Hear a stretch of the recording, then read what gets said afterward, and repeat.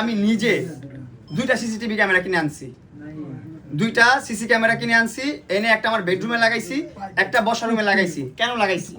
আমি লাগাইছি। কেন লাগাইছি? বলতেছে তুমি যদি আমাকে ভালোবাসো তাহলে এখন তুমি নেশা করতেছো, নেশা করো, আমি ক্যামেরা অন করবো, আমি ভিডিও করবো, তুমি আটকাতে পারবো না, আমাকে বাধা দিবা না। আমি কি করো?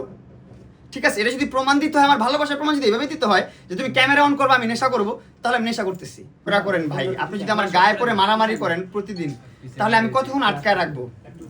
আমার বাসায় এটা বলে আমি নাকি ক্রিমিনাল। আমি যদি ক্রিমিনাল হয়ে থাকি তাহলে এখন পর্যন্ত মোহনার একটা ভিডিওকে আমি আপনাদেরকে দেখাইছি? একটা বাজে ভিডিও, একটা বাজে ব্যবহারের ভিডিও বা একটা নেশা করার ভিডিও, কোনো কিছু আমি দেখাইছি আপনাদেরকে? আমি যদি দেখাইতাম তাহলে হইলাম আমি ক্রিমিনাল। কিন্তু মোহনা যেটা করছে, সেপারেশনের পর ওর বাসা থাকে, আমি আমার বাসায় থাকি, এরপরও আমি ওর বুঝাইতে গেছি, ওর একটা ফ্রেন্ডের বাসায় ছিল, ড্রাগস নিচ্ছিল, নেশা করতেছিল, নেশা করে ও বাসায় ঢুকবে, এই মোমেন্টে আমি ওরে বলছি চল আমার সাথে।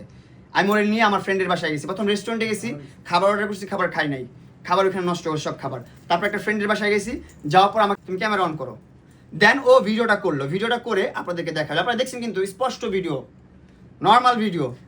তো ওইখানে বসে, তো এখানে ক্রিমিনালগিরিটা কে করলো, বিশ্বাসঘাতকতা কে করলো?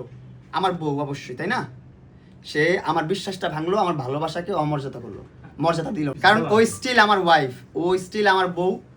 তো ওর বদনাম করা মানে আমার নিজের বদনাম করা, আমার নিজের ঘরের বদনাম করা, আমার নামের বদনাম করা।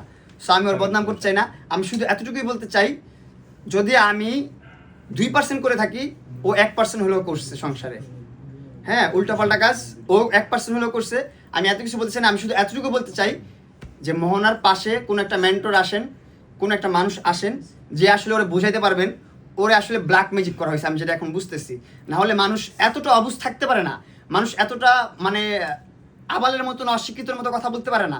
ও ইনাফ এডুকেটেড, ইনাফ, ও কোনো ধরনের প্রুফ দিতে পারতেছে না আপনাদেরকে, তারপরও ও কন্টিনিউয়াসলি আমাকে এলিগেশন দিচ্ছে। তার মানে কি? ওর ব্রেনটা টোটালি ওয়াশ করা হয়েছে, টোটালি ওর ব্রেন ওয়াশ করা হয়ে গেছে। লিখুন, 18 তারিখ তো আমার সেপারেশন হয়েছে, 2 তারিখ প্রেস কনফারেন্স প্রথমবার করছে, আজকে 11 তারিখ, আজকে ওর প্রেস কনফারেন্স করছে। আমি জানি না 2 দিন পর পর আর কি হইতেছে।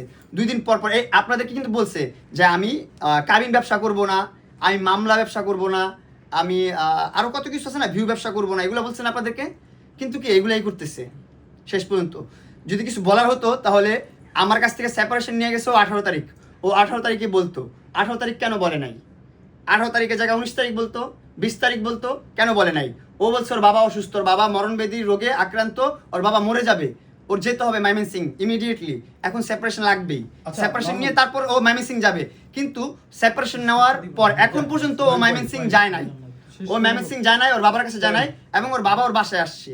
ওই মরণবিধি মানুষ বাসায় চলে আসছে হেঁটে। বুঝছেন কিভাবে গেম সাজায়, কিভাবে গেম খেলে।